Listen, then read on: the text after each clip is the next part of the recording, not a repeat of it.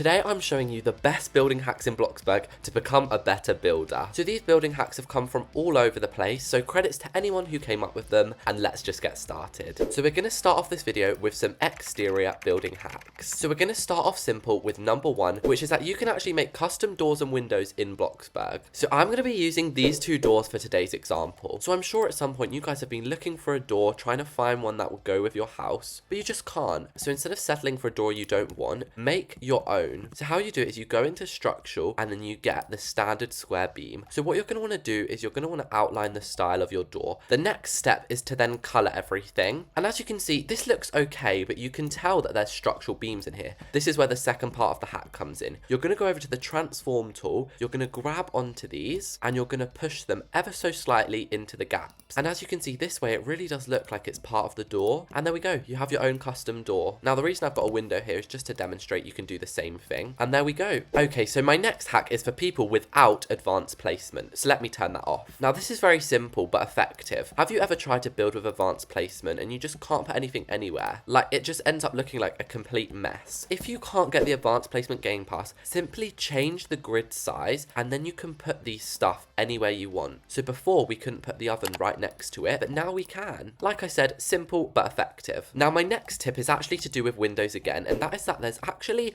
hidden windows in Bloxburg. Okay, so what I mean by this is if we go into windows, as you can see, there's about 60 different types of windows. However, you can make hundreds more. So I'm going to use these two windows to explain this. Here's what the traditional window looks like on its own, but you can actually grab this and you can resize it to be anything you want. So here you go. You've just got a brand new window in Bloxburg, a really tall traditional window. And as you can see, all three of these windows are so different, like you could literally have them as separate windows in the catalogue. And then the same thing works with this. Like that window there looks so simple and basic. Like that looks like it could be a mansion window or something. Now I know this seems obvious, but a lot of people do forget. But now let's move on to some more complicated hacks. So have you ever had a room like this and you think, oh, it's not tall enough, but I definitely don't want to add 2 stories? There's a way to make rooms 1.5 stories high. And I've talked about this before, but let me show you again. So the first step is to build a room 2 stories up. Don't worry, we will change this. Next, you're going to put a floor in and then jump into basic shapes.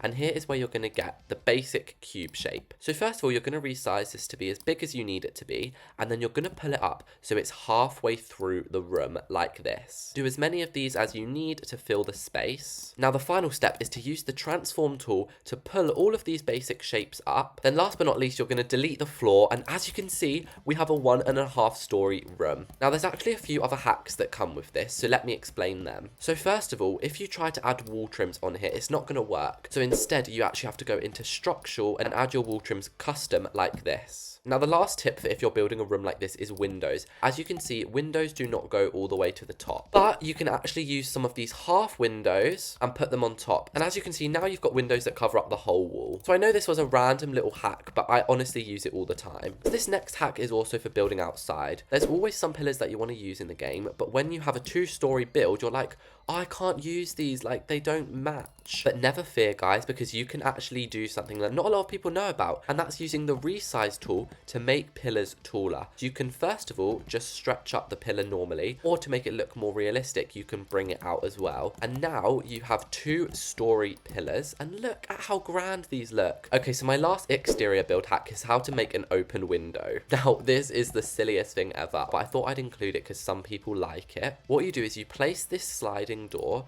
You then press T on your keyboard so you can move it up, and as you can see, it looks a bit like a window. Now you can also go into storage and make this really realistic and add like a windowsill, and then you can go up to your window and you can actually open it. I mean, it's pretty cool, I think. But now it's time to move on to my interior building hacks. So my first hack is how to make beds go from this to this. So we've got our bed here. I've just given it some color, but the thing that really works on beds is pillows. Now a lot of people know pillows in the game, but they don't know how to use them properly. As you can see, it can look very confusing, and a lot of people just put pillows like that, and as you can see, that doesn't look too good. So to get a flat base when adding pillows, you actually are going to want to put some here. You're then going to want to push them down with the transform tool, and as you can see, it just gets rid of them. You can then pick any variety of pillow you want, and as you can see, it might not stay on the bed, so you might have to put them on the floor first. Now people also forget that you can actually resize pillows, so I like to make mine really big. You can then get the transform tool and lift it up so it's in line with the bed. Then once you've got them main pillows on, you can add some other ones. So you can use square ones if you want. And then in the end, your bed is going to end up looking a little something like this. So my next building hack is for the kitchen lovers, and it's how to stop counters glitching like this. It's a very subtle thing, but it gets very annoying. There's a simple way to solve it. It involves the basic cube. So you put the basic cube down in the middle. You then use the resize tool to flatten it all the way down. You then pull it to each end of the countertop like this. You then color it the same texture, in this case marble. And as you can see, guys, there is no glitching here. And it actually looks pretty cool.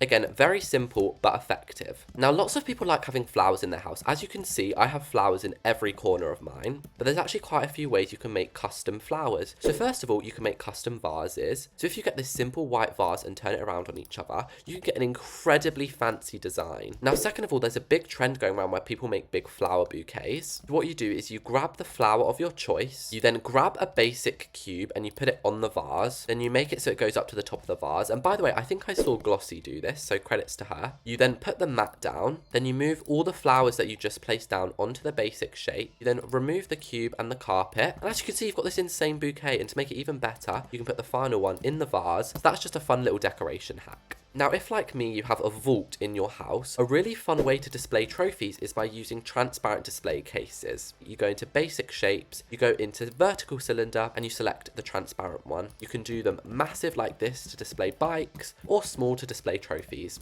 Now, do you ever feel like there's not enough shelves in Bloxburg? You can actually grab most of the shelves and make it into its own style. For example, you can grab this shelf, you can spin it around 4 times, and you've got an incredible display for maybe a cafe or something. You can do the same thing with this zigzag shelf. And as you can see, it just ends up looking so cool. So as you can see, in this house, I have custom staircases. And this building hack is how to make custom stairs. They're a little bit messy, but I'm going to show you how to make them anyway. The first stage is making the actual step. So you're going to grab a basic cube. You're going to resize this to be the size of a step. You're then going to copy and paste this on top. Then this is going to give the staircase a bit more detail. So then you move your step to wherever you're going to put it. You then grab the transform tool over here, and you're going to grab the bottom one, and then it will move both the parts together. You then place the step wherever you first want it. Obviously, I've already done all of this. Then each time you just move it forward one, you move it forward one, and every few you also turn it as well. And basically you do this all the way up to the top, and then it's time for the banister. So again, the basic cube is so handy. You just get it